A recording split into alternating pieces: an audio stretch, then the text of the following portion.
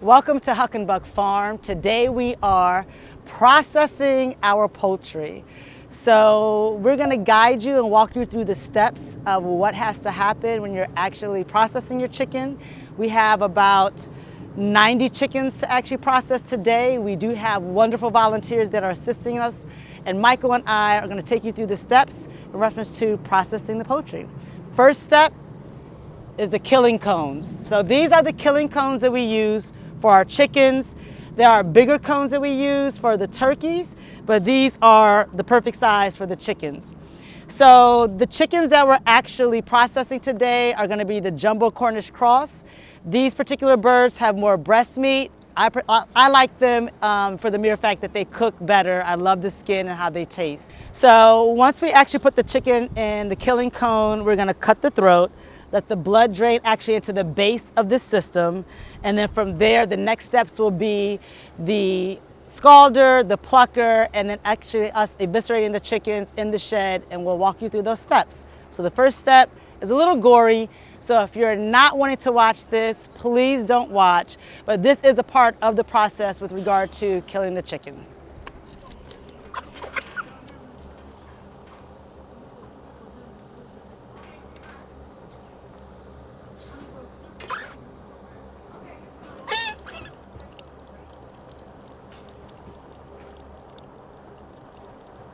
So once you actually slit the throat, it takes a little while for the chicken to actually die. So we'll let it stay here for a while. We already have some that we've killed that we'll actually go ahead and put on the scalder so that we can get the pin feathers kind of loosened up, so that when we put in the plucker, that we're able to actually take all the feathers off. So let's go to that next step.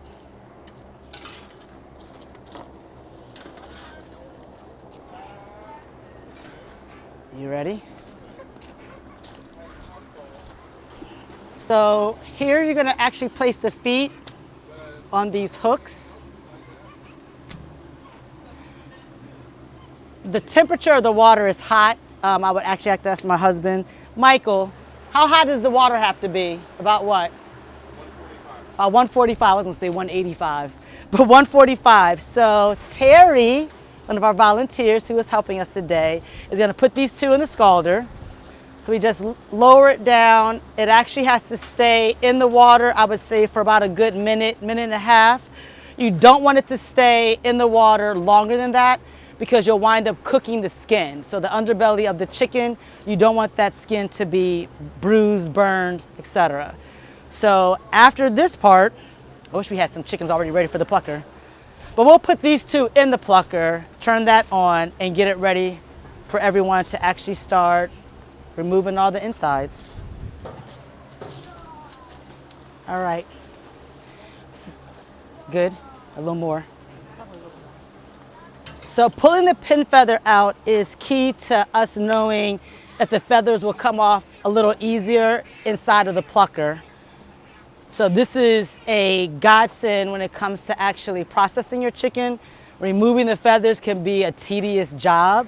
So having something that can hold this particular plucker about 7 chickens, we normally put in about 5.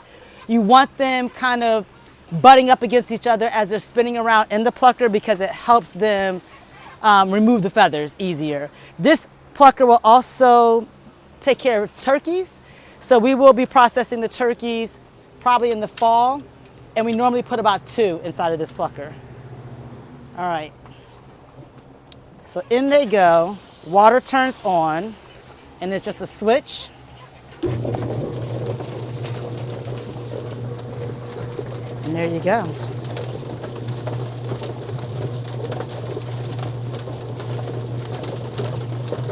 Yeah, you really want more.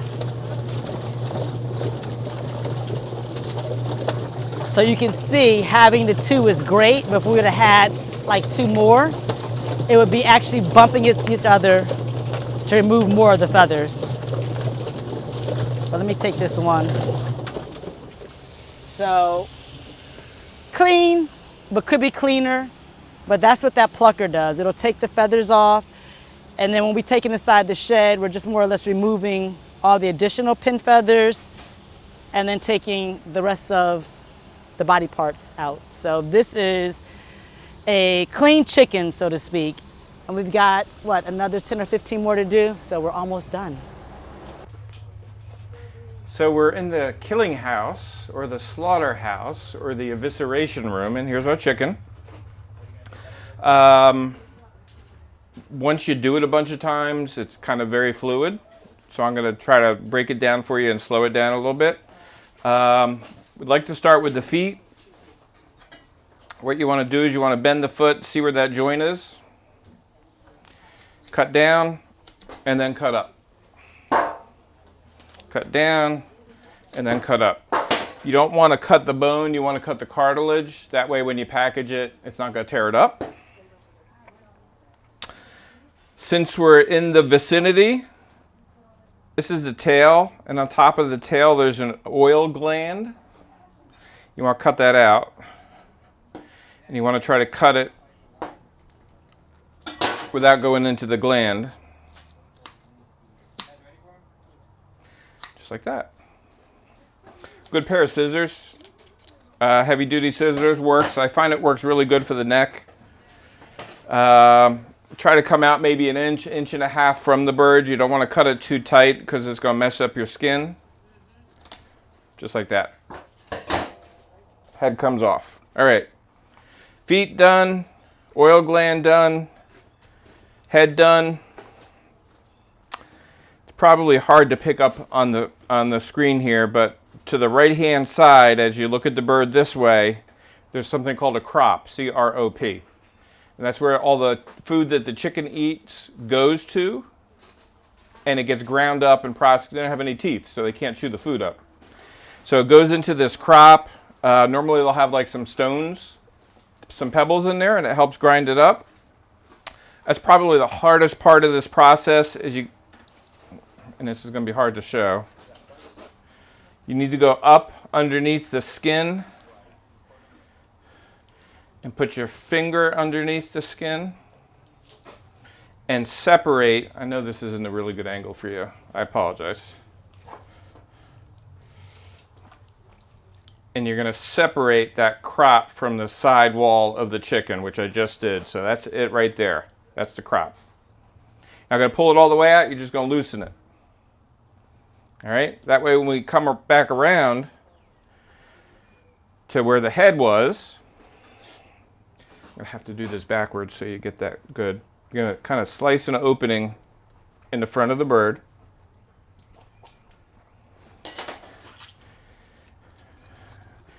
And tear it open. And that gives you all the goodies inside. I'm going to try to do this left-handed so you can get it. All right? You're going to put your hand in and you're going to scrape against the wall of the chicken, the rib cage, and all that stuff. For the most part, I got to swing it around and do it with my right hand. Comes out. Intestines, gizzard, heart, and then that crop that we loosened up gets pulled through. So that way you don't get any of the stuff that's in the intestines inside the bird. Takes it out in one piece. Now, this is the butt end. This is all fat here. Quite frankly, it's all flavor, but folks don't like to see the chicken butt when they have the chicken. So we cut this section out, go down, and go up. And that way, if you see, everything's kind of intact. It's not in pieces, so you don't got little bits and pieces of chicken floating around in there. Give it one last check. Sometimes the lungs are stuck against the rib cage. I don't see anything. Bring it over to the sink, give it a rinse. Then it goes into the chill tank to make sure the temperature comes down, and you're good to go. I hope you guys enjoyed Michael educating you on the process of eviscerating the chicken. Again, that particular chicken was a jumbo Cornish cross. We love that chicken just because it has a lot of breast meat. And there is another chicken, which is a Red Ranger. We enjoy that one, but we do love the jumbo Cornish cross as well. For From beginning to end is an 8-week process. From the time that we actually receive the baby chicks to actually growing them out, in which they're actually on fresh grass, water, and their feed, that it is 8 weeks for the processing. So here at the farm, we actually have chicken meat. We will be doing hogs at the end of this year, turkeys, and we also have vegetables, blackberries, and another gamut of things. So if you're looking for chicken meat, you can purchase it through our website, and that would be www.huckandbuckfarm.com. Go to the site and you will be able to see the cost of the chicken, the weight of the chicken, as well as the pickup dates, which will probably be on a Tuesday and Thursday in the morning and evening. If you need to reach me, you can call me, Andrea Jarritos, at 302-354-4271, and call me if you're looking for anything else here on the farm.